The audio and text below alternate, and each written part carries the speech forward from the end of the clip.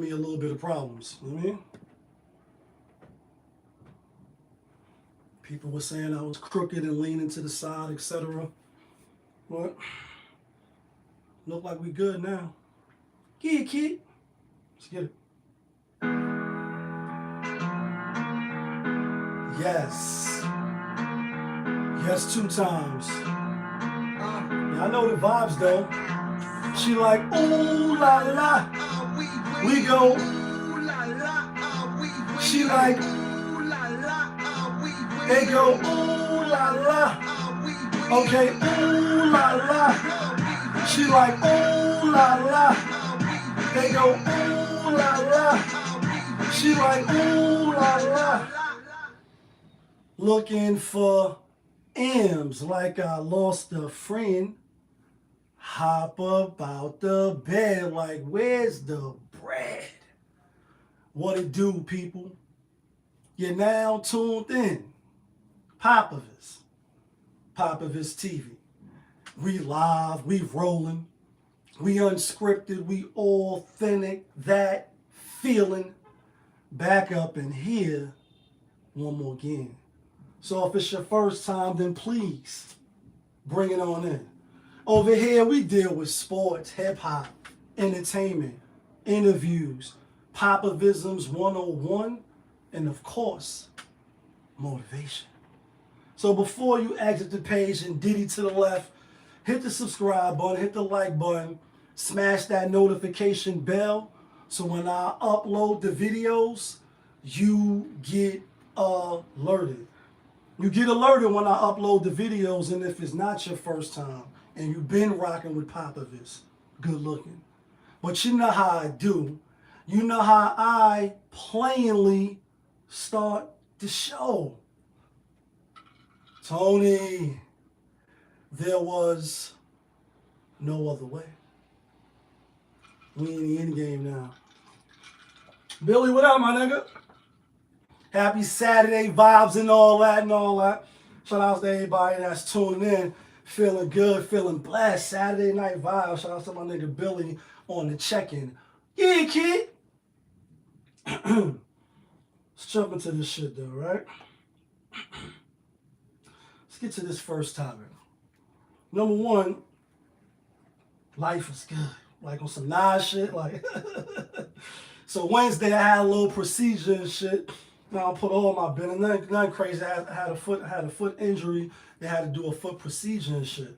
So you know, they had to cut my foot, sew me up, give me some stitches and all that. And the shit was painful like a bitch. You know what I mean? Like for real. Nonetheless, tugged it out, toughened it out, and hopefully the leg be good. But a couple of things that I learned when I had to sign the consent to make sure that if in the event something goes wrong, you're aware and you're willing to sign off on it. So they say anything under the knee, again, which I didn't know, is high risk for infection. You can chop your shit off, you can get gangrene, or you can lose your limbs and all that. You know what I'm saying? And things of that nature. So I was like, damn. All right, boom, I got to get the surgery done, whether it's minor or not. Boom, boom, sign off. But that was one thing.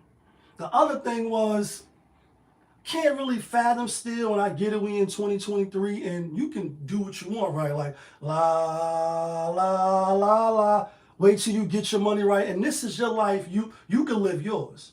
You can do what the fuck you want to do. I'm just saying.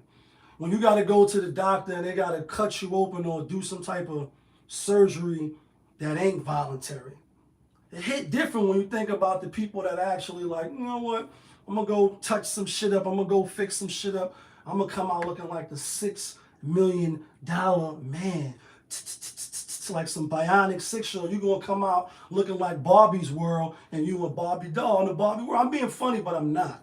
And you go willingly pay your money to have them do some shit to you. You know what I mean? And then you think about the people that's gone. The people that's up. Like they all the way up. Financially wise. They got financial freedom, which a lot of us strive for, or we say we in a rat race to try to get the bag because we want financial freedom, right? When they lose their health, or their health start to decline. And this is why people, it sound real cliche to sound like, oh, health is wealth. And, you know, a lot of people just brush it off. When you ask the Steve Jobs, rest in peace, you ask anybody of, you know, like I said, financial status that got sick, whether it was cancer, whether it was missing their limbs or they got real sick and their body just couldn't fight back no more. So they end up losing their life. If they could pay any amount of money, hire the best doctors, you know what I mean? Like pull, you know what I mean, whatever it is, plasma from the sky, and then, you know what I mean, change it to some other shit just to fix their health and put their health back where it's supposed to be, they would do it at drop of a dime. Like, it's not even worth even thinking about. Then you say, if you got both of your hands, right? Both of your eyes, obviously we got two, you know what I mean? Mostly two of everything. How much money would you be willing to give up? I mean, would you be willing to give a body part up for them to pay you for your bread? Just think about it. Like, fuck it, I got two hands. If I'm getting 10 million, I can live life without a hand. I see other people doing it. Not saying me, I'm saying, is that your thinking? Are you one of those people like, yeah, you know what I mean? I could definitely go one, you know what I mean? I could go the rest of these years with just one foot, with just one ear. Would you sell your shit? And I think most people wouldn't be in the business of selling their body parts for money. You know what I'm saying? Now, I know there's some crazy motherfuckers out there, and to each his own, you can live yours, but for the average Joe, the Joe Schmo, you're not just giving up your fucking right. You're like, fuck it, I probably could work a couple of years and earn that 10 million, as opposed to, you know what I mean, letting them chop my hand off and take my shit. So it's just something to think about as far as health is wealth, and, you know, how that's just like a quick little saying. Anybody that's sick in the hospital right now, they wish they was healthy. They wish they could get up and just do whatever it is that they was doing prior, you know, to that predicament. And just the last little thing, you never know. I jokingly play it on the channel and say, you know what I mean? Like, do you ever think about when you out of here, your record deal video out of here, your Mercedes Benz, your health out of here? You know what I mean? No matter what age you are, adversity, you know, being sickly or becoming ill could strike at any time. There's no limit and there's no categories like, oh, nah, you good over here. Nah, you're not good. You subjected just like everybody else. And when it happens, it's not always guaranteed that you're going to come up out of it.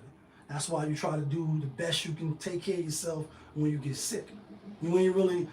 Some people is waking up every day taking their vitamins or your little minerals or whatever it is, your tonic, whatever it is that you taking, your ginger, your lemon and lime splash. And then some people only do the teas and, you know, the little home remedies when they get sick. Pop a garlic clove, because now you're feeling down now. You feel your health is going down. So now you're being proactive now because the shit has already happened. But it's best to be, you know what I mean, to get it before it happens. But that's just one thing. Let's jump into this other shit that's been spinning in the clip for a little while now. And although I'm not an aficionado on none of the politics as usual, it's the Israel and it's the Hamas shit. Right? We got to talk about it. And now I go to the mash. I was at the mash yesterday. All praises. Friday is one of the best days. It's the blessed day, right? So I'm in the mash. I'm in Harlem and shit. Going there, no police presence. Pop out police presence. And when you see the narrative that's spinning in the clip, and you never know when you're gonna be spinning in the clip, it's like you go from victim to now you the oppressor now. You know what I mean? And it's looked at as like nobody's really batting an eye. I'm saying, and this is another thing that I find, because, you know, I ain't been to college, I ain't been to your institutions. I'm not the brightest. I got my GED. I went to ABE. And I'm being funny, but I'm not. Salute to anybody that's, you know, pursuing a higher education. You're going to learn some shit. You're going to utilize what you're going to school for, and you're taking these extra curriculum to be smarter so you can prosper. Salute to anybody that's doing that. A lot of times we go in there and it's like, you know what I mean, some people graduate, but they still stupid. We know a lot of people like that. So it's no knock. Whether you like me or whether you got the papers challenge and you got degrees and shit. But anyway, we know that you could be smart, you could be not smart, right is right, wrong is wrong when it comes to these, these political agendas. And I say, damn, the Jewish community is the second largest here in New York City from Israel? Damn, that's hella deep, because I didn't know that. Learn something every day. If you walk into it, right? You can. So I said, all right, cool. Then I start analyzing. I'm not getting too deep with the conspiracy theories and all that. But I just look at us like, damn, these people really went from, they violated. Now everybody got to pay, whether you innocent or you not innocent. And that's where I have a problem with it, really. You know what I mean? It's like, I often joke on the channel, quote Cam from fucking Paid in Full. Niggas get killed every day, be right. It's funny. Because if you from the hood, you live right up down the block, you know what I mean, from where the prostitutes and all them niggas meet. You know what I mean? You right down the block from that. I get it. I'm born and raised in the shit, like most of us. You come from the hood. When you get comfortable with babies, and I'm using them as the extreme because, again, niggas get killed every day, B. So whether it's a elderly lady, whether it's your baby moms, whether it's your brother, your cousin, you know what I mean? Whoever it is, your uncle, you know what I mean? We see them get gunned down all the time. Oh, but you black. Right, you black. We see it all the time, so you get immune to it. You get numb to it. You get like Cam in the Paid in Full. It's like, niggas get killed every day, B. You tough, right? You could take it, right? Psychologically, mentally, emotionally, you could take it, right? Meaning you can cope with your surroundings and what's going on, in your everyday livelihood. Most of us can. If we can't, we'll try, so we are willing. And then some is like, just fuck it. Some they just fall by the wayside. And they succumb to that being a regular where you feel nothing. And this is another thing, right? When it's not your family, when it's not your kid get kidnapped, you know what I mean? Talk about the Ebony alert in a minute. When it's not directly affecting you right then and there, you can tend to, you know what I mean? Like, it's like TV. And I'll give you an example. The Loki series. You know what I mean? The fuck is Loki at? The Loki series. I know I'm Marvel and shit. They just come with the new Loki series of season 2, episode 2. At the end, they pull some funny flim-flam shit, and they go on a secret mission to kill a lot of people. In fact, they kill trillions, I think like 2.7 trillion, like 1.5, like, you know what I mean? Like, it's just numbers, and this shit is fiction. And when you look at it in that sense, like, yeah, that's far away. That's way over there. There's no empathy. It's just no connection. It's just like, you get immune to your heart get cold, right? And it's like, it's just a regular. It's just another case. If you a caseworker working with kids that get touched, when you first go in there, every case is your baby. Like, every file is precious. You want a job. You're trying to find these kids the best place to be. You're trying to help them because genuinely, that's who you are. And that's, I think, for the most part, most individuals. But as time goes on, and time keeps on ticking, like you go to work every day, you're bacon, egg, and cheese with a little jelly. Don't judge me. Like, you know what I mean? Your McDonald's, whatever it is, every day you going to work, you helping. You got that vigor. You giving a speech with vigor, right? You got the energy to win. You playing the curve, now I mean, and so every day you fight, you giving your spirit, you passionate about it. And then I don't know how it happens. It happens methodically, or it just happens like over a period of time. So now you get a case like us, and we got a case in Smith. You know what I mean? Her daughter was in the fire, father was touching the woo, and you look, and you're like, damn. And now you stamp it, it's a number, and it's just another number now. Whether you working on Rikers and you get, you know what I mean? At first it's like, these conditions is crazy. Then it's just like, yo, giving out, you know what I mean? You just get used to it. We should never get used to babies dying, youth dying, and then innocent people dying, whether it's your people or not. Especially when they pushing it on the networks, which a lot of them own. And they spinning the story to you buying it, and the shit is not even the real narrative. It's like, damn, you cool with people just, because they just come to the hood, like, we got beef with the drug dealer niggas, right? Let's just say.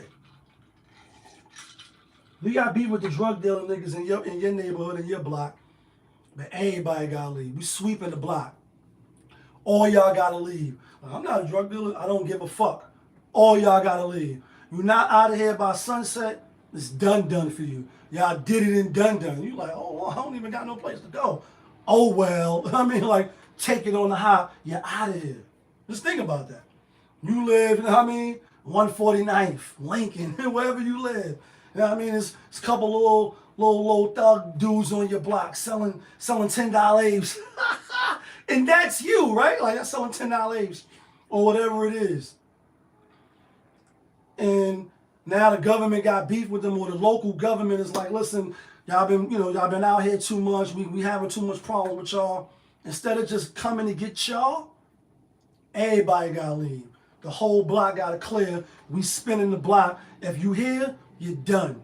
There's no going law for you. There's no civil rights for you. There's no none of that. Like, you're out of here. Right? Do you ever think about when you out of here, your record deal, video, all that shit out of here?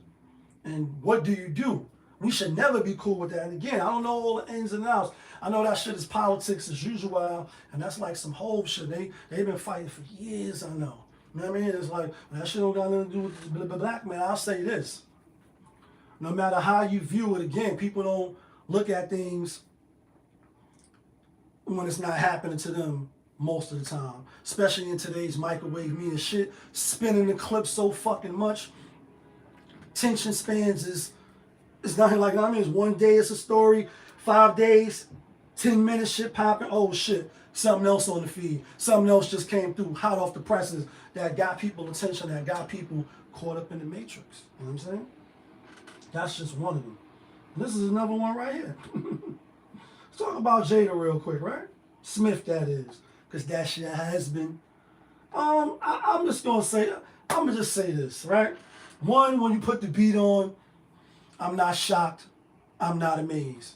This is Hollywood. People do stuff. It's movies about people getting together, for contractual purposes, and you really, LGBT or whatever community, but you don't want the public, to see you in your true self, or what you think your true self is that you're currently living in, but you hiding it.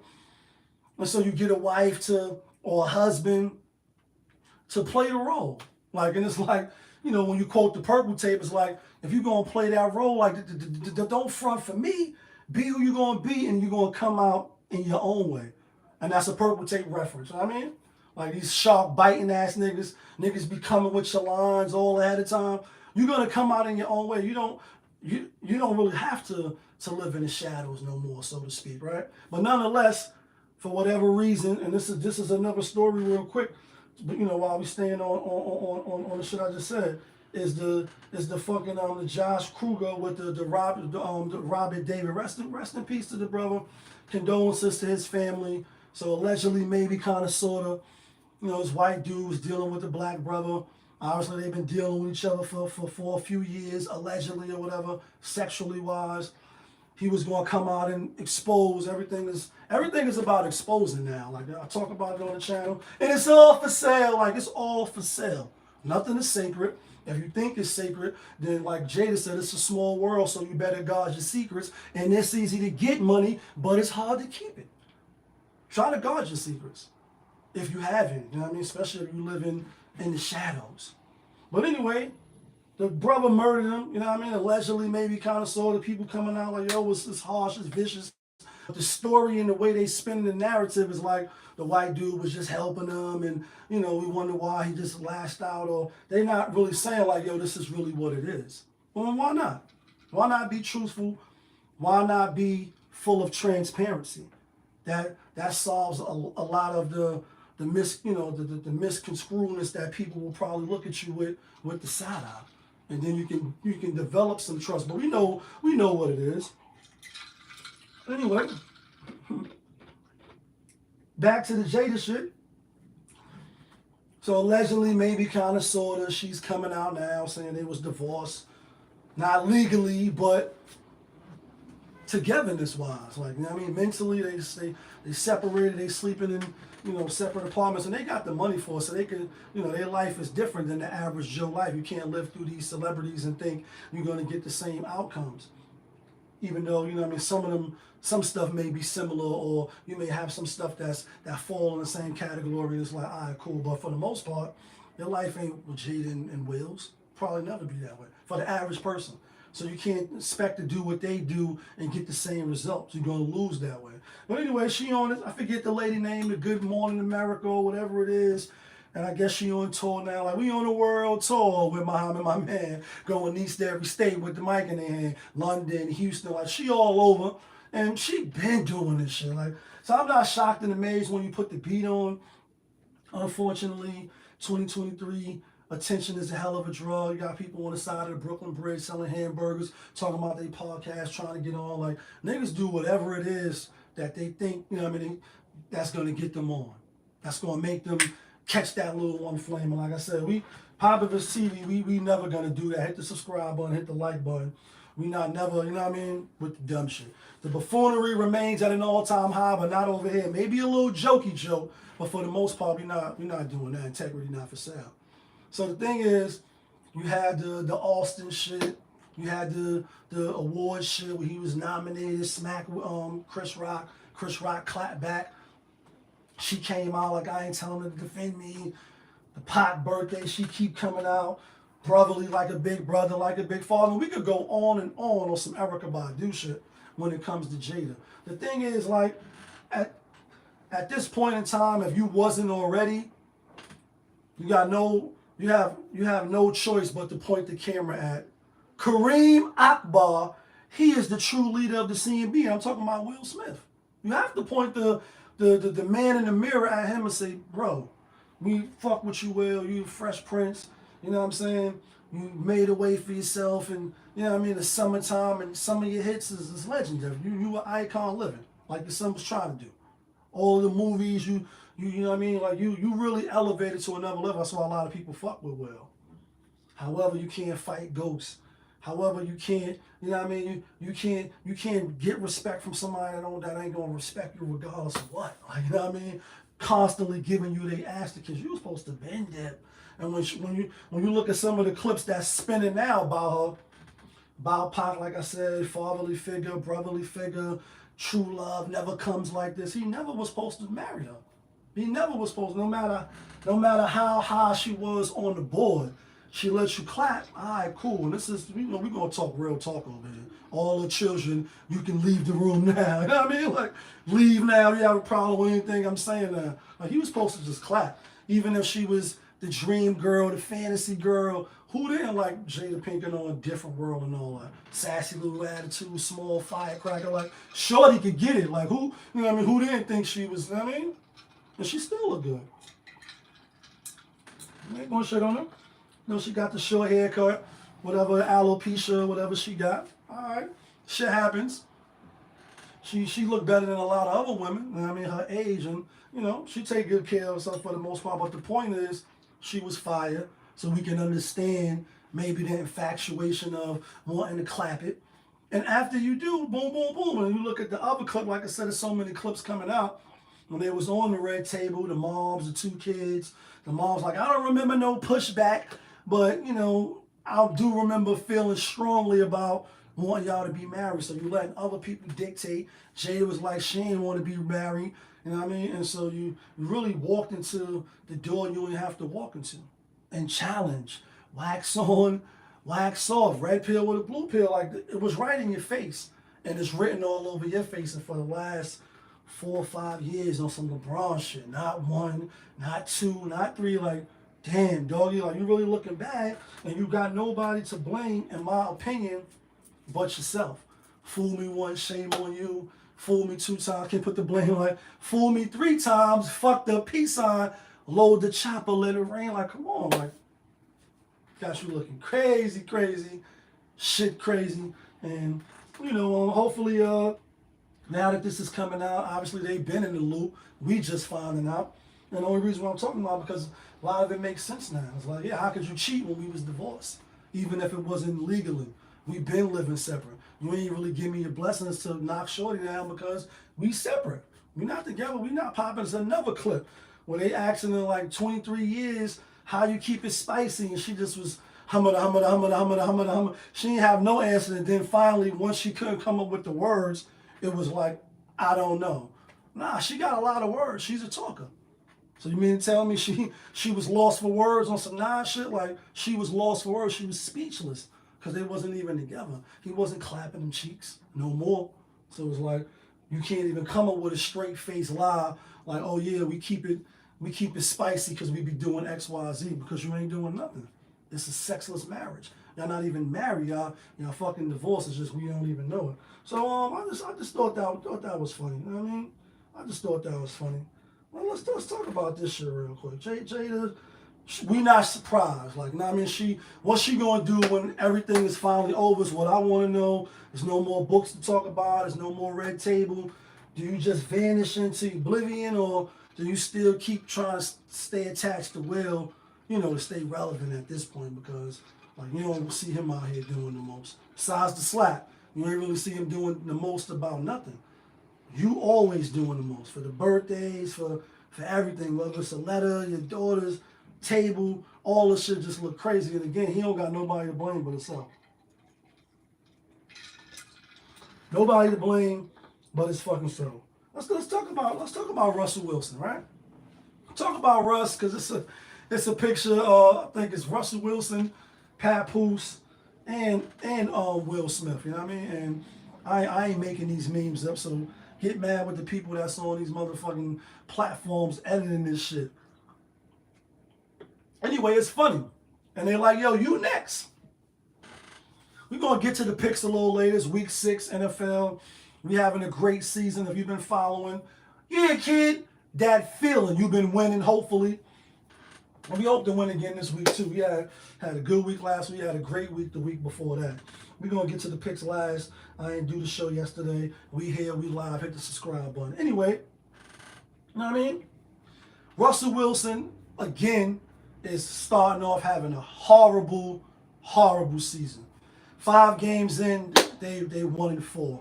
They just lost to the Kansas City Chiefs on Thursday night. They got spanked. Like, did not tell. They ain't really get spanked. 19-8. We had Kansas City. That was a win for us. We didn't bet on the game. You know what I mean? I thought the points was a little bit too much. But Cam and Mace, right? They got the it is what it is. You know what I mean? They shit. Real talk, and I fuck with their channel. They're very entertaining to see the dynamic between Killer, Mace, knowing the history, you know what I mean, how Mace was the bigger, etc. Y'all know what it is as far as rapping, etc., being with Bad Boy and all that. But anyway, they got a lot of quotables. A lot of people be taking their little clip, snippets from them, and rightfully so, because they be feeding the news feed. But anyway, Cam like, listen, Russell, what ring you want? You want the bling blow or you want the bling blow? Meaning, like, you want to win another Super Bowl ring, or you want to, stay with Sierra and Mace? Like, yo, he can't just leave his, his woman. He's saying his girl, but we all know that they married and they got kids. I think they're expecting, and she didn't already have the baby, right? And the thing is this: one, he's already a champion, so you can't take that. You can't take that away. He already was at the top of the mountain screaming, "You're the best around." And nothing's ever gonna, like, he should have been a 2-time champion, but whether it's Pete Carroll, whether it was him, who knows? Y'all know the famous play where they should have ran the fucking ball to Marshawn Lynch. They decided to throw the ball, and New England, and we had New England, and we won, and I couldn't believe it, because you could have just told me the game was over. But anyway, we know how that whole deal, Legion of Boom, not really liking him, not liking how he, moving and all that, playing Future at the practices and warm up, got traded to Denver, got the bag. He got the bag because it's like, we got a defense, we got a championship defense. We could possibly pull some Peyton Manning shit and get a bling blow. Last season it didn't work. Hackett, horrible coaching season. Just be Sean Payton. You're going to eat your words. And life will humble you real quick. Let's be clear, no matter who you are. Life will humble you real quick. So they're looking like shit. It's not looking like it's no Super Bowl in any future. See what I did with that? I'm being funny, but I'm not. It's looking like no more Super Bowls in your future, even if you get traded. Like, you know what I'm saying? Your mechanics, I get it, the offensive line is not that great. But the thing is, what I want to talk about is Can women sidetrack you? And Ho said, hoes that get you clapped and sidetracked from close feet. I don't sleep. I'm wired. I feel tired like codeine. Nowadays, you gotta mind me from 4 fiends away, right? The reasonable doubt. Yes, a woman can sidetrack you, and a man can obviously sidetrack a woman. It all depends on the brother, where he's at. You know what I mean? The role. You know what I mean? How the dynamics of the situation is playing out. It's like if you on your purpose, you're not gonna never be sidetracking, especially if you a single man. Obviously, he married her. He already hit the pinnacle of all pinnacles. Is she stopping him from reading the blitz, holding the ball too long? If he was to leave her, like Cam said, is somehow his career gonna go to the top? And I hear a few channels, y'all know I run through these YouTube streets, y'all know I'm in these social media platforms, and they should have never. Few other channels like, yo, remember when Aaron Rodgers, or they pointing out, you know, different individuals, and they feel when they craft in their arena that has excelled after a breakup, after a divorce, after you stop thinking with it. I mean, like, I think with the head, not the one behind the zipper. I'm living kind of good, send my letters Jack Tripper. My landlord and Robert did a show with the Cobra. That's a brand Nubian reference. And when you think with the head, not the one behind the zipper, obviously you are more focused. You are more disciplined. Famous, what's up? You are more zoned in on whatever the objective and the goals is. And then sometimes, you know, when you're feeling a woman a little bit too much, you know what I mean, you get distracted, you start trying to fit her into more time and spaces that she don't belong in.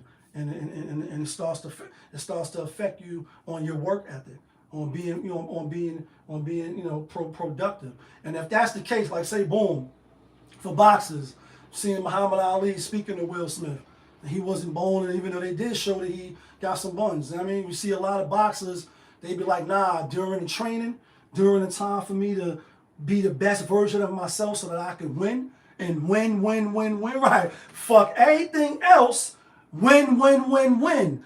These niggas ain't like, stop chasing that. Then you say, boom, after the fight, after the spoils of victory goes to me for being the most disciplined, for being the most starch on myself, being restricted, locking in all the way, blocking out all, you know what I mean, you know, distractions, then you the most focused. And even in this reference, right? Up north, for some, not all. That's why I said it depends on the individual that you're talking about, because even though some things will be the same because we're human, it is different, you know, uniquenesses and individualities about us, or based on circumstances and probabilities, etc., or how people gonna move. You know what I mean? Maybe out of 100 people in the same circumstances, 70 may do X, Y, 65, or whatever the numbers is gonna be. But people will always be like, yo, you know, if it was me stuck in the booth, you know what I mean? Nigga came in, looked like Hercules, trying to take my manhood, do whatever, I would do this. It was me. If nigga would have boxed me in the car, you know what I mean, and robbed me and took my car, I would have did this. It's always Monday morning quarterback until these real life situations play out real fast, right? Like, you know what I mean? Like, and you don't got time to think. You know what I'm saying? So with that being said, it's like, yeah, you can be sidetracked if you allow yourself to be sidetracked. And are you leading or are you being led? And that's not no, you know what I mean? It is what it is. If you on your purpose, what's up, Lise? If you on your purpose and you doing what you doing, are you letting somebody come in and take you off of that? To stop, you know what I mean, paying your bills, putting money in your pocket and elevating? And that's, if you are, and some people could balance. So, you know what I mean? It's not no one thing. But again, with him, with Russell Wilson and Sierra, obviously, him getting the divorce right now is not going to make his career shoot to the top. He on a decline, you know what I mean? Taking a lot of hits, being on a lot of not great teams. And at the end, there's only one standing in sports, you know what I mean? Whether it's rigged or not, however they want to spin it. So, you know what I mean? I think that applies for the Kobe mentality. You know what I mean? Before he was married and all that. You know what I mean? When you look at the documentaries on the Kobe's, and this is the last thing I'll say before I get to the next shit. This is why people hold him in high regard. When you hear the stories of like Shaq and them was going out, you know, doing what they was doing. Young millionaires and hustling 24 hours. Shaq and Kobe, like Rick Ross and Meek Mill's song, Fire. You hustling 24 hours. You on your grind. So naturally, what do you want to do? Especially as a man. And your cock rage is on, like, especially as a man, and now you got access to beautiful women and, you know, jet planes and, you know, SaTurSaY and all this other shit, you know what I mean, that you wasn't able to do prior to the hard work. Now you want to, you want to reap the benefits of some of those, you know, those fruits that you sowed. You know what I mean? You planted the seed. Now it's time to reap the benefits. And some of those benefits is the limelight, going shot and balling, meeting Instagram joints and all that. But the thing is, once you see that you overindulging, you're doing a little too much, you're getting sidetracked a little bit. Hustle, you know, play harder, right? That's what the saying is. But you can't neglect what got you there. That's crazy for you to do that. You can't neglect that. Gray, what up? Shout out to everybody checking in. You can't negate what got you there. And it's like, you know, the person that works out all week, the discipline hell all week. Far as like if you on some health kick shit, you did good all week, you watermeloned all week, you had your little shakes and all that. Friday come, Saturday come, now you drinking and you doing other shit. You rewarding yourself for the hard work, but are you rewarding yourself too much that you're not even seeing no gains now? And that hard work that you put in Monday through Friday evening, now that the evening is here, the nighttime is here, now you partying, and you know what I mean? It's Friday night, you just got paid, you feeling good, you did your little 2 workouts, now you eating ice cream, now you eating cheese doodles, now you eating processed food, now you diminishing and you taking away from all the work you did this whole week. You fucking yourself up. So it's like, sometimes you gotta take a step back to, you know, to take a step forward or 2 steps forward, etc. Y'all know how the saying go. But don't be the person that put the work in. Be disciplined. Be disciplined than other people can. That separates a lot of people. People don't, you know what I mean? I'm on my motivational shit. Y'all know the channel. Sports, hip hop, entertainment, populism, you know what I mean? And motivation. Not on some preachy shit, but just the real deal. Just by showing up, you beating out a lot of people. And just by exercising a smidget of discipline, get you over the hump and beat out other people. A lot of people was cool with being average. They content with what it is. They cool with where they at. That's just the truth.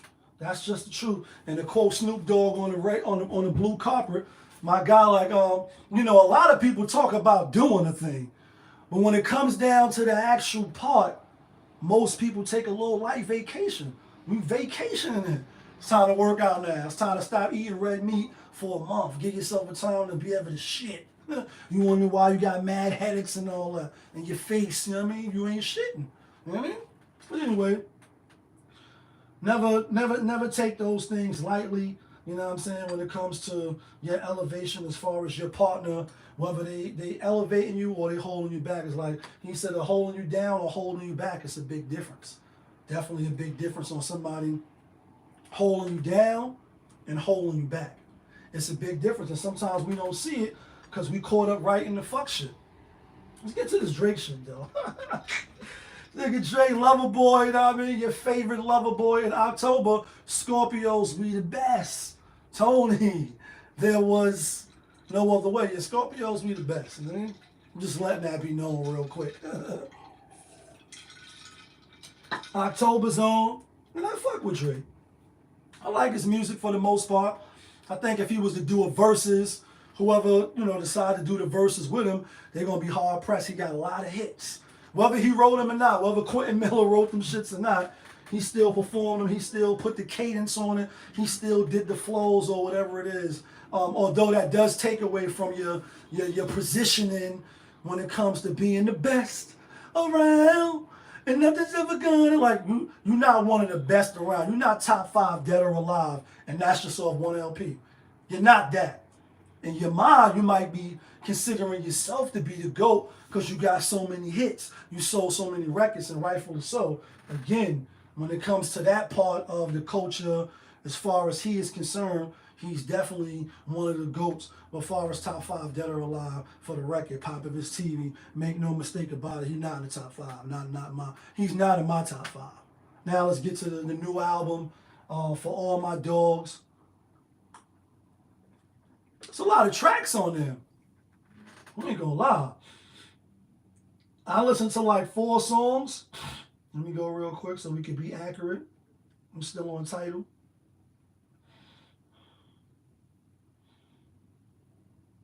Yeah, 23 songs. I don't think it's no skits on there. Songs I listened to was what's the songs I listened to?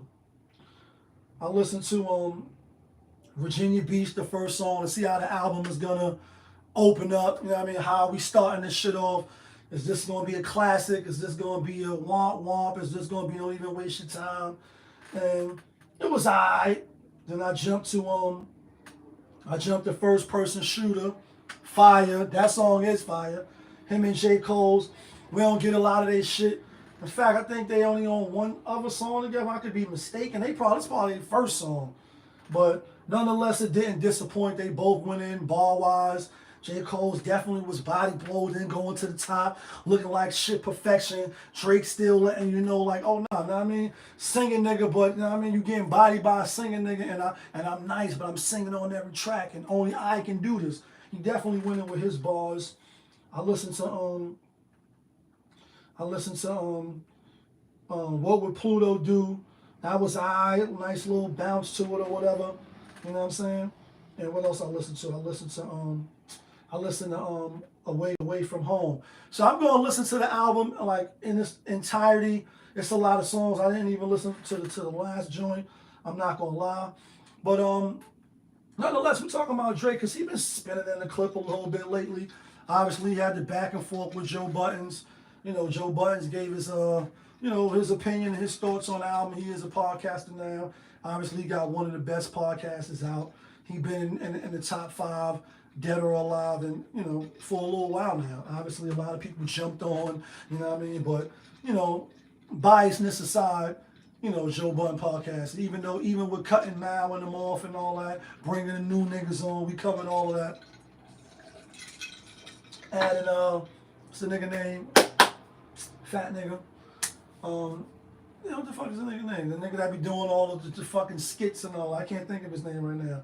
Homie, you know what I mean? Bringing him on. Obviously, you got Melissa Ford. Their podcast still popping, but he had he said what he said. Then Drake came out with a long, post and really like, yo, don't take advice from this dude. This dude is the perfect example of a loser. Like, you niggas is losing. Look like you could use us. And I'm being funny, but I'm not. That was a Rick Ross reference. You niggas is losing. Look like you could use us. And, like you had to switch it up. You had to do this. And although some of it may be accurate in your mind or maybe it's reaching, the thing is, my nigga, like, damn, that shit got under your skin like that. Shit got your vein. Like, you know what I mean? And we see you with the, little barrettes and all that shit, the little silky wavy hair. And one of his lines is, you know it's real when your niggas will take the fall for you, or you know it's real when you think you are, when you start to believe who you think you are. And make no mistake about it. You know what I mean? Nigga not a gangster. You know what I mean? And I don't say that to say like some of the bars, he really not no gangster rapper to me. Some stuff, was rap shit.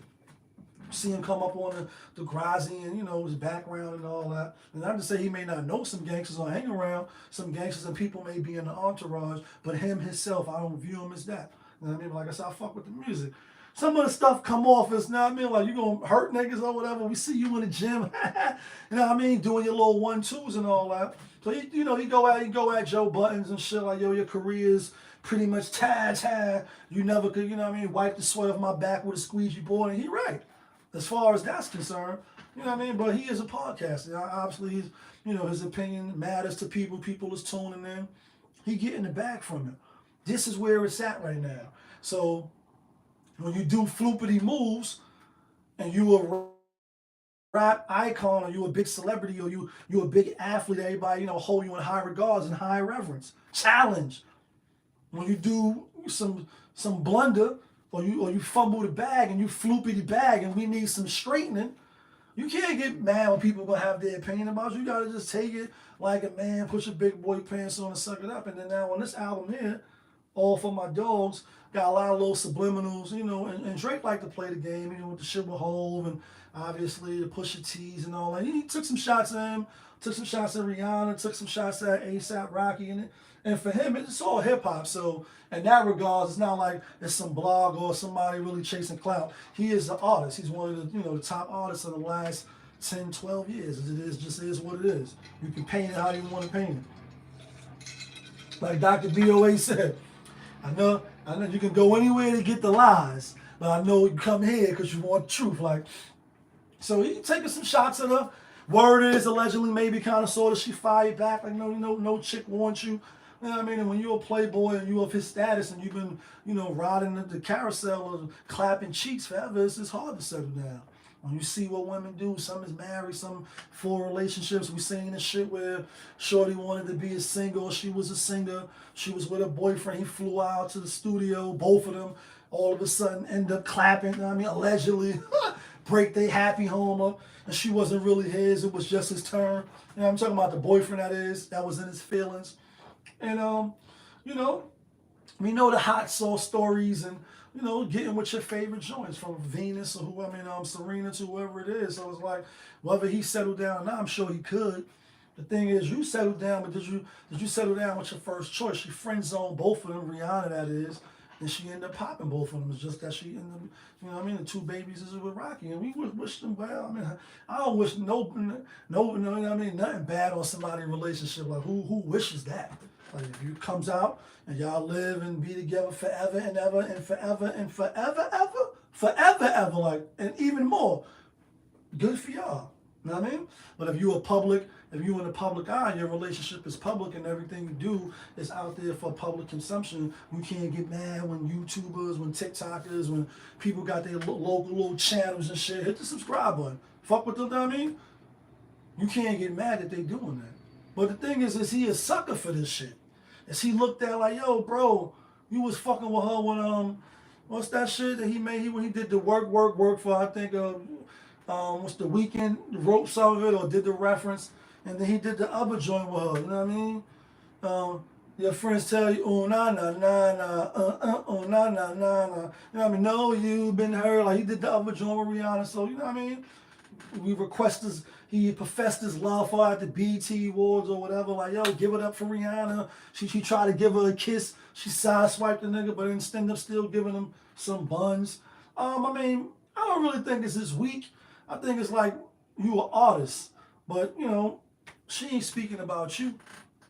She ain't thinking about you. Obviously, she probably over it. She with the Rocky nigga. Let them live. Like, what's really the issue? You know what I mean? If you're going, then you don't say her name, but I guess the last album was Anti, so he used the Anti and shit. Like I said, I didn't listen to the whole album. I seen a couple of people reviews, and they're like, you know, it's like a weak move. We expect more from him. He gonna get canceled now.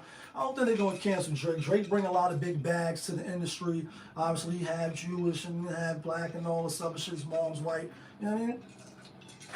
I don't think he's getting canceled anytime soon. The thing is will he feel the pushback? Is the album fire? I don't know if the album is fire. I don't hear a lot of people really, you know, it ain't generating that feeling like Nas' album. Nas' album to me generated a little more feel to it as opposed to his shit. But I'm gonna give it a listen and see what it do. Let's talk about some other shit though, right? Let's talk about, let me get to the bottom. Let's talk about the Ebony Alert shit, right? I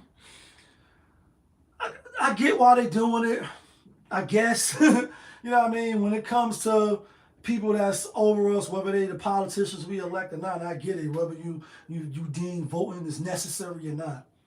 You got to put somebody, I mean, you have to do your civil duty. That's what I believe.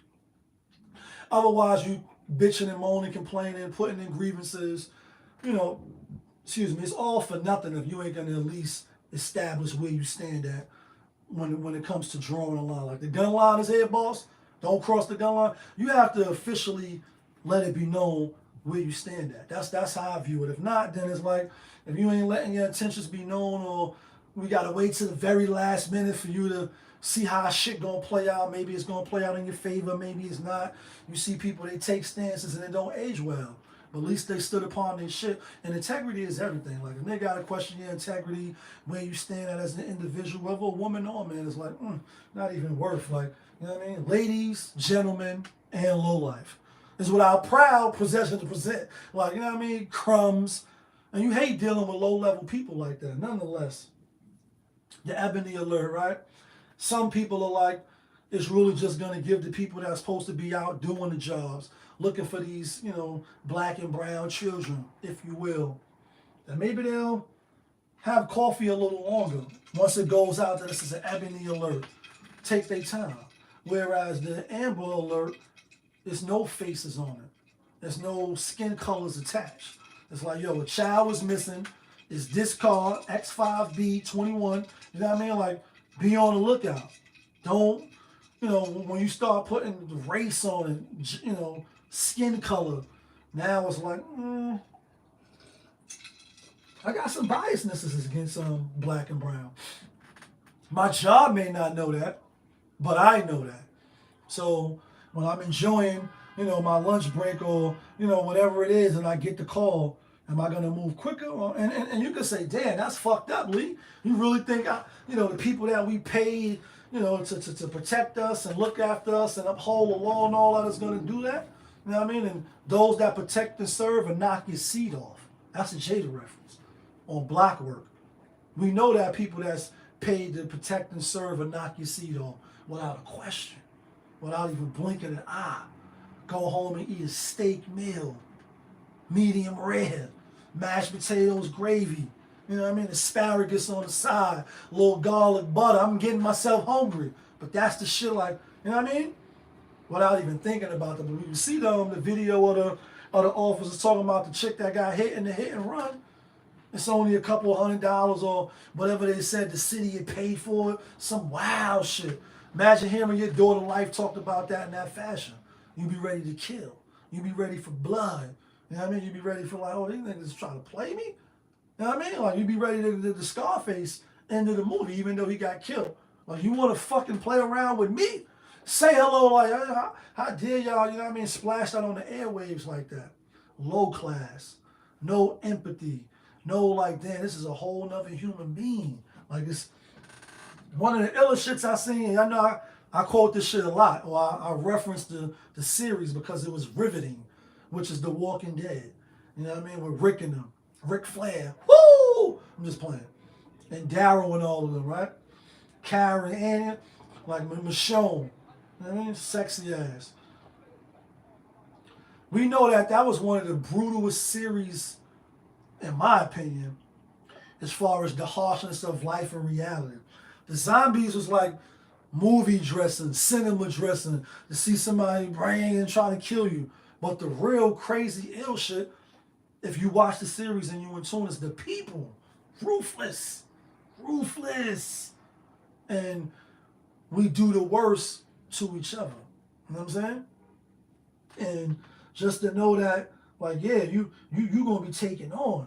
If we find out it's a black man, we're gonna take our time. I could see that happening, whether you believe it or not. And the thing is, it really warranted? Is it worth it? Why not just leave it again where you separating the skin color? It's just a baby being going missing, a child that needs to be saved pronto. So fuck all the other shit. Let's just find the child and let's bring them back home. Let's do what's best for the child, because even though we may be under the narrative that black woman is the most unprotected, y'all know if y'all watch the show, I'll say it's the kids. It's the kids that's the most unprotected. And it's proven every day, all day. You know what I mean? You can't paint it no clearer than that. Let's talk about Rashada Zada Ali and Kevin Samuels, right? Rest in peace, the godfather of YouTube, right? And y'all know what he stood for. Y'all know what he was by. Y'all know the quotes, etc. But you also know he reverenced her a lot. Her work, type of woman she is, individual, what she stands for, a pillar to the society, a great example, etc. And I feel the same. Seen a lot of her interviews. I read her book while I was locked up. You know what I mean? The Black Woman's Guide to Understanding the Black Man. And obviously, she ended up doing the reverse and writing the other book, The Black Man's Guide to Understanding, the Black Woman. And found out about her locked up and etc. When you locked in, you're gonna pick up a book, a chessboard. You're gonna work out. You're gonna stay away from the bullshit, or you're gonna be involved, and the buffoonery remains at an all-time high. There's not too many options, right? Nonetheless, to hear Kevin talk about her and reference her the way that he did is like, all right, he giving her props. So, recently she's spinning in the clip, and you never know when you're gonna be spinning in the clip, and I'm gonna be, respectful, obviously as possible. So I'm not trying to shade her, but she had a couple of despondent things to say or whatever about Sam using. As far as people was like, she kind of laughed at him being dead, or they were supposed to do something. Then he went on and died, and kind of laughed a little bit. I don't think that she was laughing about the death. I don't know if it was a nervous laugh or what have you. Behind the scenes, obviously they was talking and collaborating and think about putting something on the public platform so people could see, which I think would have been, I think it would have done some justice. However, she said she didn't really like the delivery and his, it's the direction. And, another question was asked of, do she think that he brought light to her work and her book, etc. She kind of didn't really give him the credit for it, and I understand why. I mean, she was out years ago before he even was thinking about becoming a YouTuber or being an influencer or even having his voice resonate with so many people like it did. I don't think he could have fathomed that. A lot of us can't, before you pop off. You got visions in your head, and you had visions, and you had crazy visions, and you seen it like a zenith. That's a Purple Tape reference. You seen it like a zenith. Like, tonight feel like a nigga gonna get burned, right? Like, you know what I mean? Like, I feel it in the ear. It's like it's the wind. It's the wind. I'm being funny, but I'm not. Before he even thought about sipping Red Bulls and doing his little movements and having this spinning shit in the background, she been made a name for herself. She been an icon, and she been, showing the people what it is and what it isn't, whether you agree or you don't agree. On Donahue, arguing with Ayanna Van Zandt, shit like that. Like, the proof is in the pudding. She been doing what she do. All these years later, what she said then, still relevant now. He just was recycling a little, flipping and a little, bouncing it, and in the man way, talking to the men. So I understand to a degree why she's like, he didn't really elevate my shit, which I think is not right, because I think he did bring attention, but maybe she just was, referencing like, I put the hard work for before he was even, I've been in the trenches, and I've been putting my book out, put another book out, been on these platforms. He only just, swooping behind me, but it did bring light to us. So I think in that regards, she might be a little off. I don't think she was, celebrating or happy that he passed. And again, I think it would have been great to see them do something together. I did see her do something with MR, with MTR, mediocre tutorial reviews. You know what I'm saying, and spitting on a few other people's platforms. I think women should check it out. Obviously, you may feel a certain type of way if your thinking is one way, because that might be deemed prehistoric. That's living in the days of old. Like, you know what I mean? Like, you living in the days of the old. We ain't going back to them days. And a lot of us is not going back to them days at all. You know what I mean? For instance, this Cheesecake Factory shit. You know what I mean? And speaking of Dre, he said, why we gotta argue with me at Cheesecake? I love to go there. Say I'm acting light skinned. I can't take you nowhere. This is a place for families who drive Camrys. And it was a recent skit. I'm gonna call it a skit because when you put the beat on, I'm not shocked and amazed for some of the stuff that seemingly just pops on the internet, and they got people buzzing and they got people talking about it. But anyway, it's a black chick in the car would look like a Middle Eastern man, or not a black, not an African American, or not, not a Latino type of brother, not even a white brother. Maybe she was diverse now. You might have met the nigga on Tinder or wherever she met him at. They go out, he take her to Cheesecake Factory, which I love, by the way. They bread is slamming, and the bang bang shrimp and all that shit is slamming. I love Cheesecake Factory. You know what I'm saying? And anyway, he comes out to open the door for her on the other side, you know what I mean, on some gentleman shit. He's a gentleman and a scholar. When he get out, instead of like, what was the Bronx Tale, when you supposed to reach over and open the door, it's the Colosio shit. You know what I mean? And Keisha from Belly looking like a snacking tin. She was looking like a snacking tin in both movies. Anyway, instead of her opening the door, whatever, she starts recording. She shows the Cheesecake Factory. And anyway, like I said, I think it's a skit. But if it's not a skit, it always brings up the conversation on, you know, what's appropriate on first dates, what you should do when you take it out. Only thing I can go off on is experience and then now wisdom. You know what I mean? You living off experience, it's the locks. You know what I'm saying? And life and its lessons can be its best teachers sometimes. So it's like, you know, what better way to learn but getting burnt? You know what I mean? Or obviously, if you can learn from other people's mistakes, then you lit. Because you don't have to make the same follies. That's the best way to live. But a lot of us got to go through it on our own so we can gain the knowledge and the wisdom that comes from the experience of going through a thing. So anyway, you know what I mean? You act like you do a thing and you say, fuck it. You know what I mean? Like, what up, my guy? You know what I mean?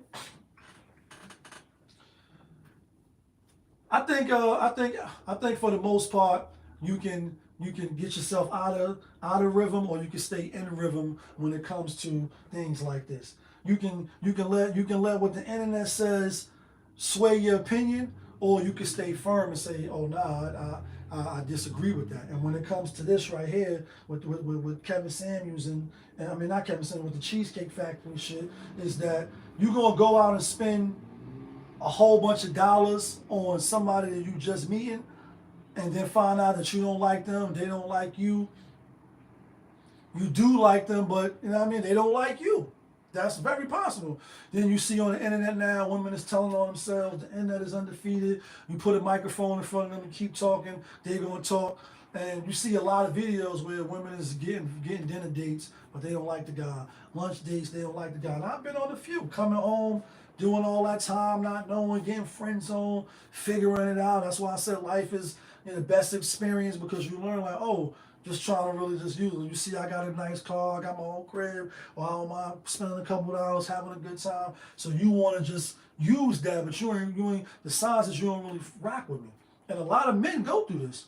So it's like, should you jump out the window on the first jump off? If you got it, you got it, right? They say if it ain't tricking, if you got it. Some people will disagree with that, but do what you can afford and try to pick up on the signs as early as possible. So anyway, again, I don't think there's nothing wrong with the Cheesecake Factory. Is that a first good date? I think it could be, depending on who you are, where you with, you know what I mean? Like, there's nothing wrong with that. Walking through the park and talking for some people is a perfect date. Or some long walk shit, you know what I mean? You know what I mean? Let's take a walk through the park after dark, Jill Scott. Or coffee, or, you know what I mean, whatever it is. You really just trying to, get essential information about the person that you're interested in, to see if it's even worthy, if it's worth it, or are you going to be wasting your time? You know what I mean? Are you going to be friend zoned for 5 years, 2 years? You just to come and get after work, pick me up, take me home type shit. And you got dances and all that. Got niggas that they met in the club, they act like they like them, but they really don't. Got dudes coming to pick them up, take them to work, pick them up from work, take them home. Like, after you spend all them hours getting that money or working the green carpet and all that, you call me, you're not giving me no buns. Like, no buns on the menu, but I'm coming to pick you up from work because it's dangerous, or you don't want to, I'm comfort zone. So for me, it's cool. I can come pick you up, sleep in your crib for something. I mean, like, you going through that, it's like, I think people are waking up. Men are waking up. So whether you think cheesecake is acceptable on the first date or not, coffee, obviously, McDonald's or something like that, made people around me, it's like, all right, come on, I could see that. But the way she was acting too, you filming right off the rip. She's like, let's have a conversation. So I started to think she was a podcaster. I mean, she had a channel. That's why I said it was a skit, because it's like, nobody does this. But then in 2023, people do this. People do it all the time. And it's all for sale. You know what I mean? And it's all for sale. So just be mindful, fellas, before you dig in your pocket. You know what I mean? Before you go in your pocket, spend your hard-earned money, and find out that she ain't really into you at all. She just was using you for a meal. That may be hard to accept. That may be hard to swallow, but it is what it is. Let me see if we can lock this in real quick. Let me end this real quick.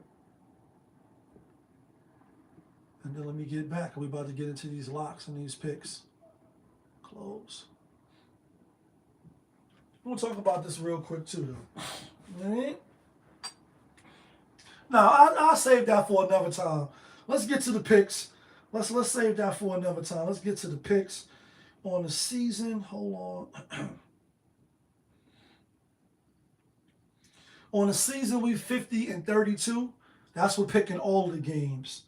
But that don't really matter because I don't bet on all the games. It's really just like for fun, you know, picking the games, stay in rhythm and see, you know, the slate of games. It's the NFL we're talking about. Week 6, you know what it is. You know what it sounds like. We about to pick all the games against the spread. Then we're going to get the locks out. Speaking of the locks, not from Yonkers, but the locks to get us the winner chicken dinners. We 22-7. 2 of them was pushes. So if you want to take the 2 games off, you can say we 20-5. You know what I mean? I'll take that. Still a phenomenal record, and we hope to keep getting money. You know what I mean? Let's go CBS. Where we at? Tomorrow, Sunday, fun day. We got the morning game. Another London game. NFL going to keep going overseas. They're going to keep taking these teams overseas. We got Baltimore at Tennessee. Tennessee getting 5.5. Tennessee is the home favorite. I mean, the home dog. They both in London, so it's really no home field advantage. Baltimore 3-2. Tennessee 2-3. I think Baltimore will win, but I don't think they're going to cover the 5.5. I like Tennessee with the 5.5. Lamar Jackson, you know, not what we thought. You know, coming out of the gate, started a little sluggish with the new offense, coordinator, etc., the new pieces. Flowers is looking good, like he's definitely the number 1 receiver. Beckham been in and out of the lineup, etc. You know, this shit is scripted and rigged anyway, but like I said, I like Tennessee to squeeze out a close one. They're probably going to lose the game, but I see them losing the game by 3 or 4, no more than 5. But I don't see Baltimore winning by a touchdown. You know what I mean? Next game, Washington Commanders at Atlanta Falcons. Atlanta, they just coming off a home win last week. Washington coming off that fucking ass whipping. Chicago Bears, the Bears put up 40 on them, like crazy. Put up 40 on them, whipped the skin off their ass, and they deserve everything that they got. Coming off a mini bye now, if you look at the weekend, Thursday night, you know what I mean? Quick turnaround. They didn't play last week. Now they playing. I was leaning towards Washington. I'm not going to lie. Everything is saying coming off a bye. Bieniemy, Ron Rivera. I just think their team is better. You got Desmond Ridder. Obviously, they got you know, the rookie running back and not giving him the ball like they should be. But Atlanta, you know, so while they won 2, lost 2, now they won 1. Obviously, they 3-0 at home. They 0-2 on the road. Their next 2 games is on the road. So it's like, is this rookie dude, far as college and the NFL, gonna stay undefeated at home? So you got that into play, and then you got the Washington team coming off the bye. Like I said, I was leaning towards Washington, and I think it could be 3-3. For some reason, I think it's gonna be like a 1-point game. I'm gonna take Atlanta though. I'm gonna take Atlanta because they're home.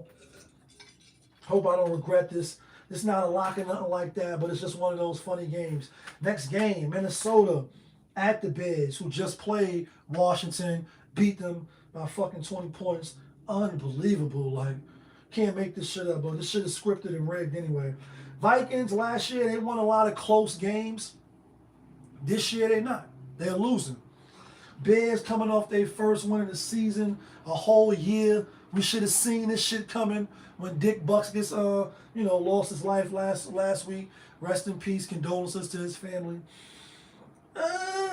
if they gonna win 2 in a row, this would be the game, right? Like this would be the game that they finally get on track and win 2-0, go 2-0.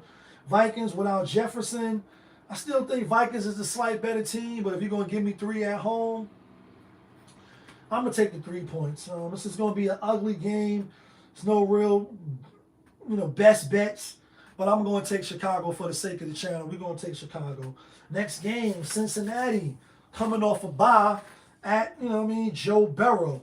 And Joe Burrow looked good last week. We had Joe Burrow as a lock last week, so that was one of the locks. You know what I mean? Seahawks 3-1. Cincinnati 2-3. They giving 3. Home favorite. I think Cincinnati will win. I like Cincinnati. I like Seahawks to cover the 3 though. I think it's going to be a 1 point, 2 point. If it's 3, then it's a push. But give me the points. I mean, I think Geno Smith and them will be able to score.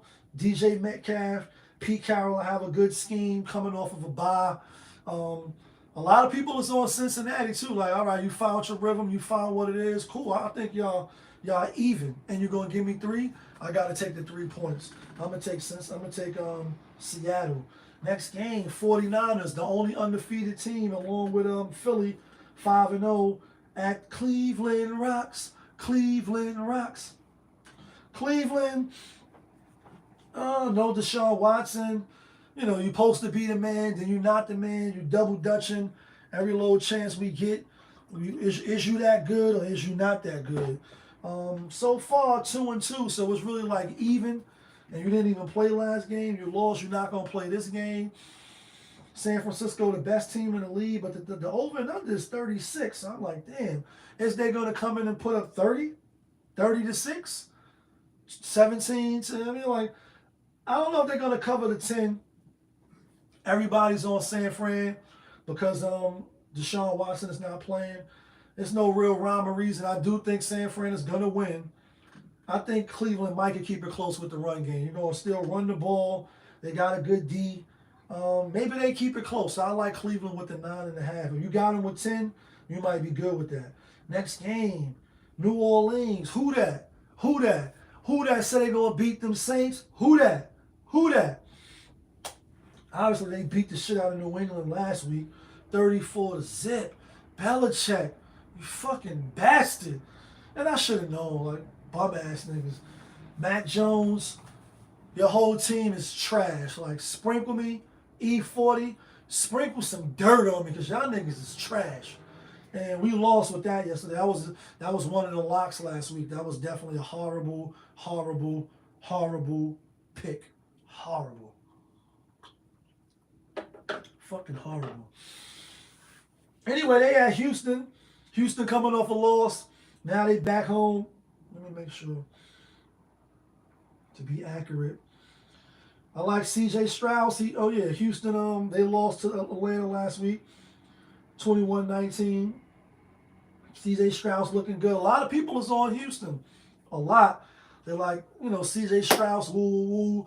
You're not really buying the Saints beating up on New England. Me neither. I'm not gassed on that at all. I was leaning towards New Orleans. Then looking at a couple of other channels, a couple of reasonings. I call it doing my homework, seeing why people like who they like, where's the money going. I try to do shit like that, even though regardless of all of that, in my head, my belief, in my heart of hearts, this shit is still scripted and rigged, so they're going to do what they want. Vegas is going to get that money, and you're either going to be on the right side of it or you're going to be on the wrong side, and you'll be singing them bad beats, and you'll be tight, and you'll be like, damn it, man, because that's your money, son. Yeah, because that's your money, son. That's your money. And you'll lose. And you'll lose bad. And you'll be like, fuck. Then I started leaning towards Houston. But now I'm back on New Orleans. I'm not going to be swayed by what I heard. I didn't think it was sufficient enough for me to change my pick. I think the secondary of New Orleans is strong. I was going to say stout, but it's definitely strong. Strauss is still a rookie. Head coach still a rookie. And even though they have some good game and some good glimpses, Derek Carr, he's better. I think he's better than him. I think he's better than C.J. Strauss for now. And the storyline is better? Is it a better storyline for the young quarterback who's just starting out, who got years ahead of him, or Derek Carr going to a New Orleans team that some believe was all they really needed was a good quarterback, and they got a good defense? Same thing with the Russell Wilson and Denver Broncos. Supposed to have a good stout defense. All you really was missing is a quarterback and a play call and call some plays, and then, you know what I mean, now you're in the upper echelons of teams that got a chance to win it all. So with that being said, I see Houston going to 2-4. I see New Orleans going to 4-2. I like New Orleans to cover the 1.5. Next game, Indianapolis at Jacksonville. Jacksonville coming off 2 impressive wins. We had Buffalo last week. They lost to Jacksonville in the morning. Jacksonville stayed over there 2 weeks in a row. Now they back going against a division rival. I like Indianapolis with the 4. I know there's no Anthony Richards. He hurt his shoulder. You're going to have to learn how to slide, my G. You're not going to be able to bionic man your way through this shit, college, and this is the NFL, and niggas hit hard. And once you running you out the pocket, for some reason it seems like they hit the brothers hard. You know what I mean? And for whatever reason, they injured the black running quarterbacks. I could be wrong, but it seems like they get hit hard a lot, and they get, you know what I mean, bruised up, and niggas be trying to finish their careers off. I don't know. Anyway, he going to have to learn how to slide. He not playing, so Gardner Minshew was popping up in there. It just so happens that he was a quarterback for Jacksonville, so it's maybe the revenge game. I don't know about all that. I think Jacksonville can win. I think they need the game more. You should win a game going up against the backup, but will you win by 5? Will you win by 6 or 7? I don't know about that. So I like Indianapolis with the 4.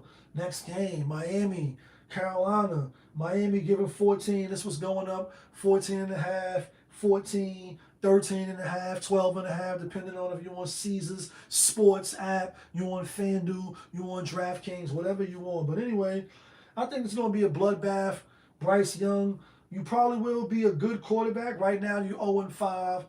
You're looking, you know what I mean, the team overall, the coaching. You really just don't have the talent. You've been out coached, you've been outmatched. Probably should have won maybe one game.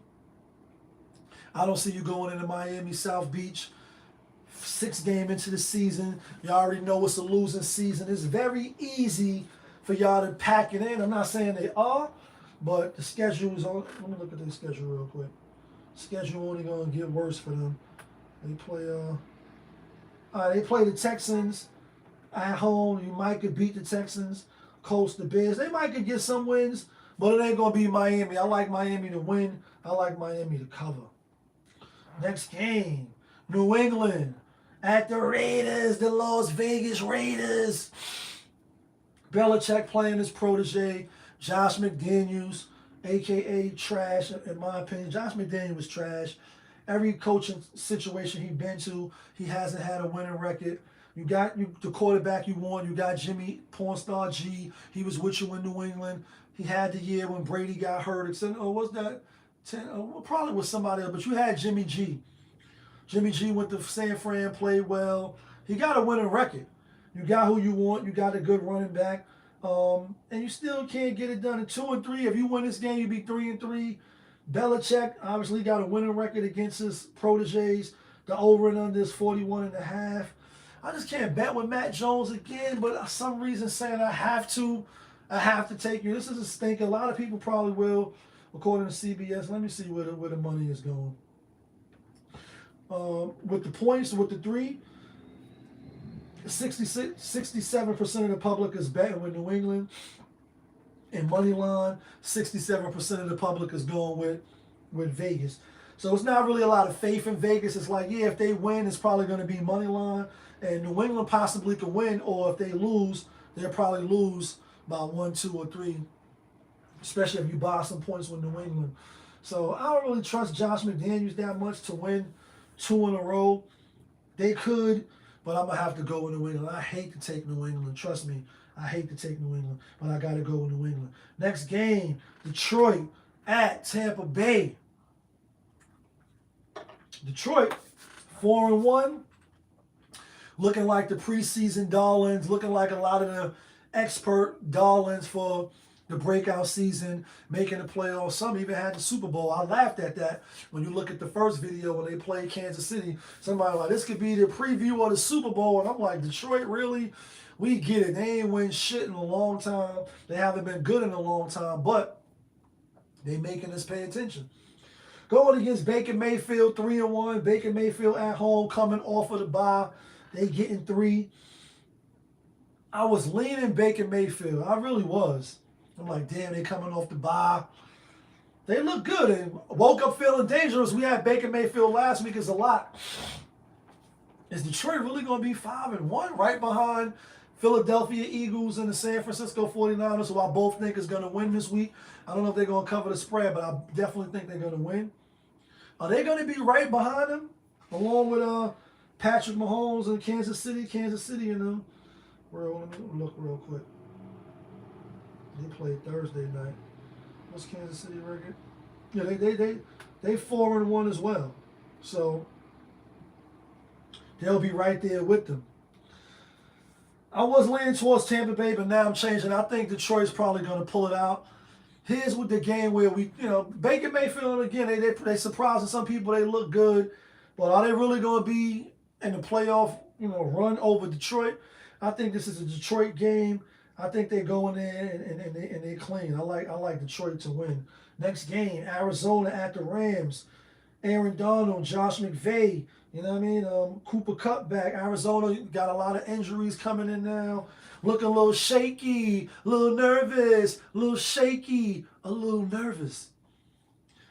Could the Rams beat them by 7 or more? I think they can. I think they can, even without the current situation that Arizona's in. Even when they had a good team, when you had what's the guy name? The guy that's hurt, the short guy for them. Can't think of his name right now. Kyler Murray. Even when they had a good team, the Rams still owned them. So now that they got a so-so team, and that's why the spread is high. The Rams probably gonna win by 10 or more. This is a good pick. I like the Rams to bounce back, to go to 3-3, and I see Arizona going 1-5. Next game, Philly. The next undefeated team in the league. They at the New York Football Jets. They give them 6.5. Jets coming off that first win over the bum-ass Denver Broncos. Philly is nothing like the Broncos. Philly is going to smash the Jets. I see Wilson having a big problem. I see the Jets defense tiring down from being on the field so long. And I see Philly tush, push, brotherly push, whatever that play is, that's unstoppable. I see them doing that a few times to the Jets, picking up the first downs, burning out the clock, beating the Jets by 10 or more. I see them beating them at least by 10 or by 7, which will cover the spread right now with 6.5. Jets, you got your win. You're not going to be able to keep up. You're not going to be able to keep up with Philly. And so I like Philly. Next game, Sunday Night Football, Buffalo. Buffalo coming back home, just like Jacksonville. New York Football Giants. No Daniel Jones. You know what I mean? What's up, my G? What's up, young lady? I just don't see the Giants winning. And y'all know we a New York fan. Like, it's New York in the house. It's Brooklyn in the house. Shallon. Or you're like, ODB, rest in peace. You know what I mean? The Wu-Tang love the kids. I fuck with the Giants, but I don't fuck with them this week. I fuck with the New York Knicks, but I don't bet on them. I don't really fuck. When it comes to the New York teams, I'm from New York, so I'm biased. I'm going to fuck with them. But I'm not betting my money, because that's my money, son. I'm not betting my money. I'm not going to be quick to just throw my dollars like, pull it up, watch it all fall off. I'm not just going to watch my money just fall by the wayside, betting on the New York teams, betting on bum teams. That's why I can't do it. Buffalo, the spread is high. Spread is 15. It's giving me vibes of 31-10, 33-13.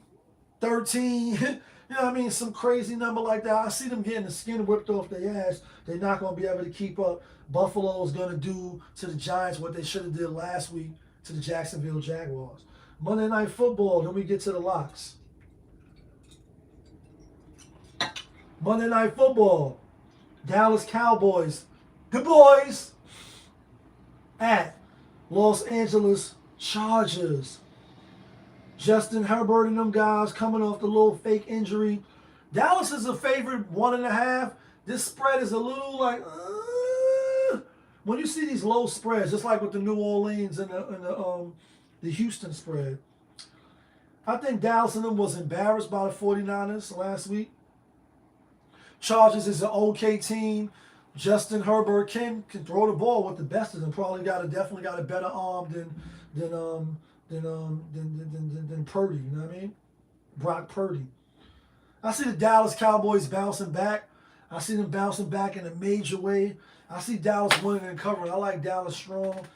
They could go into Los Angeles and lose, but I think the defense will step up, hold a run down, and I think they stop Herbert. I think they definitely can win, get up out of there with a field goal. For sure, for sure.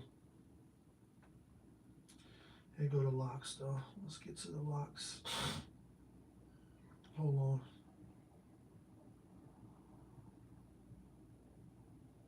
One, two, three.